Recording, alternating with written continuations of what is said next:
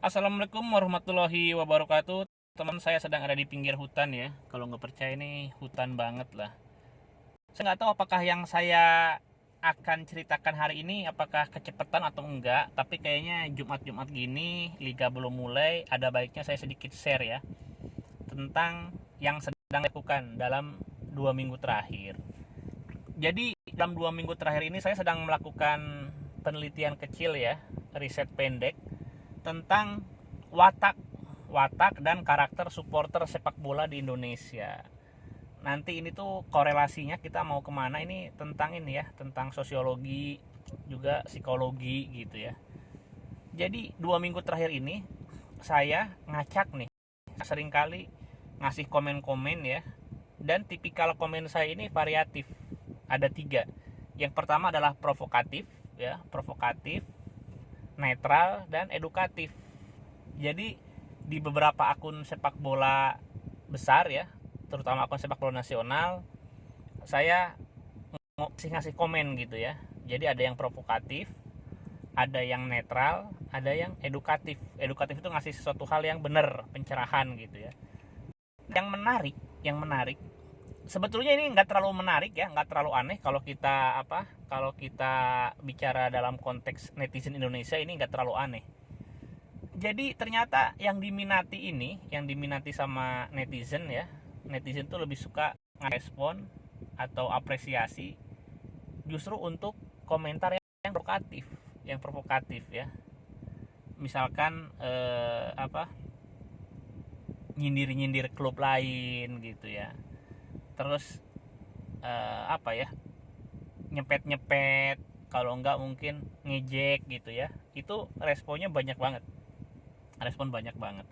Sedangkan untuk hal-hal yang netral itu biasa aja. Nah, untuk yang edukatif itu responnya lumayan ya. Tapi mereka itu memang lebih suka yang provokatif. Nah, dari sekitar 800 sekian akun Instagram netizen sepak bola yang merespon komen saya, itu nggak sampai 80 ya, nggak sampai 80. Jadi di atas 50, tapi nggak sampai 80 itu. Nanti saya rekap lagi ya. Itu mereka menggunakan akun yang asli, itu nggak sampai 80. Artinya apa? Artinya 600-an lebih itu menggunakan akun palsu, akun bodong ya. Tahu kan akun bodong yang postingannya kosong, followernya kosong gitu ya. Kalau nggak ada yang ngefollow dia cuma 3 orang, 4 orang gitu ya. Jadi kebanyakan pakainya akun kosong, akun palsu gitu ya. Nah, terus di antara akun yang asli ini, tadi kan saya sudah bilang ya, ada 50 lebih orang pakai akun asli. Itu ketika saya cek, digembok juga. Jadi Anda bayangin, mayoritas pakai akun bodong, akun palsu, lalu orang-orang yang pakai akun asli itu digembok gitu. Nah, tapi sedikit banyak saya bisa membaca karakternya itu, ini supporter mana itu dari nickname mereka ya. Ada nickname kan, ada yang pakai embel-embel bonek, bobotoh, kalau nggak Persija 1928 dan lain sebagainya gitu. Tapi yang ingin saya sampaikan ya, jadi walaupun kita sama-sama supporter Persib, ini kita harus objektif, harus mengakui bahwa ternyata supporter Persib juga sama saja ya, sama saja. Kalau misalkan disebut reaksioner, iya reaksioner, gampang terprovokasi, kadang-kadang juga ya maaf ya, blow on, kadang-kadang blow on, jadi nggak tahu masalahnya tapi gimana gitu. Itu ya ada juga ya pendukung Persib. Karena ada juga akun-akun yang nggak digembok, saya telusuri ya. Nah, ini dia ada sedikit kesimpulan.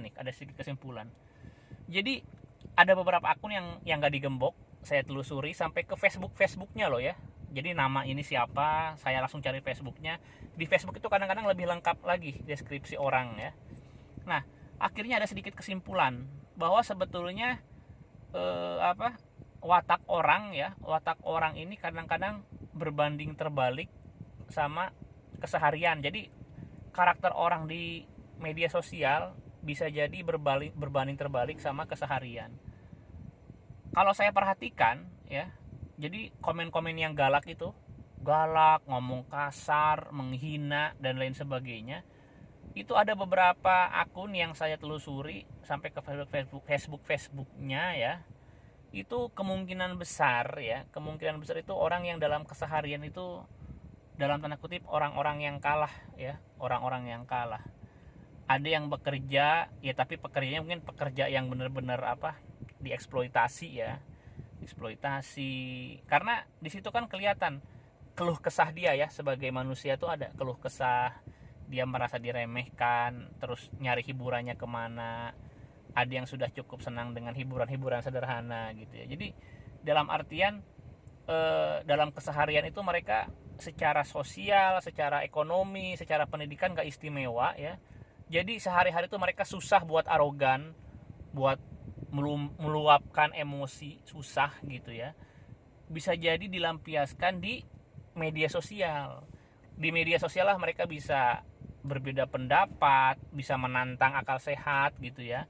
Jadi karena dia nggak suka sama orangnya atau apa, oh Eko mau pendukung Persib misalkan, saya pendukung tim sana gitu ya. Pokoknya goblok aja nih pendukung yang itu, salah aja. Nah saya perhatikan gitu tuh, oh berarti hanya di dunia media sosial lah dia bisa arogan tanpa argumen ya. Karena kalau di media sosial kan nggak perlu ada argumen, pokoknya dia menentang, dia nggak setuju, ngomong kasar itu tanpa argumen gitu. Dan satu hal lagi, pendukung Persib pun ada seperti itu ya, banyak juga yang seperti itu. Kadang-kadang nggak rasional juga gitu ya. Ya nantilah ya saya jabarkan gitu ya. Itu dia teman-teman, jadi sedikit gambaran bahwa sebetulnya Anda mau di kota yang katanya identik dengan kota pendidikan ya, atau identik dengan kota-kota yang bagus stigmanya, yang nggak berlaku kalau buat supporter sepak bola mah, sama aja gitu ya. Itu artinya kegoblogan itu merata, nggak didominasi sama satu kelompok supporter ya. Mau supporter Persib, Persebaya, Arema, Persija, Sriwijaya, manapun ya, itu merata lah. Karakter supporter secara umum memang seperti itu gitu ya teman-teman. Ya inilah bahasanya, semoga bisa memberi sedikit gambaran ya. Ini tentang watak supporter sepak bola di Indonesia gitu ya. Jadi mereka justru lebih menyenangi hal-hal yang provokatif ya. Dan juga bisa jadi mereka itu menjadikan sepak bola itu sebagai pelampiasan kepenatan hidup sehari-hari. Karena kalau dalam kehidupan nyata sehari-hari gitu ya, mereka nggak bisa apa-apa gitu. Mereka tuh orang-orang yang jenuh, kesel, tapi nggak bisa ngapa-ngapain gitu ya. Orang-orang yang kalah mungkin ya. Nanti perlu ada penafsiran lagi dari teman saya yang psikolog ya. Nanti semoga dia bisa diajak ngobrol ngobrol langsung sama saya. Ini lagi PPKM, diajak ketemuannya aja susah ya. Oke, assalamualaikum warahmatullahi wabarakatuh.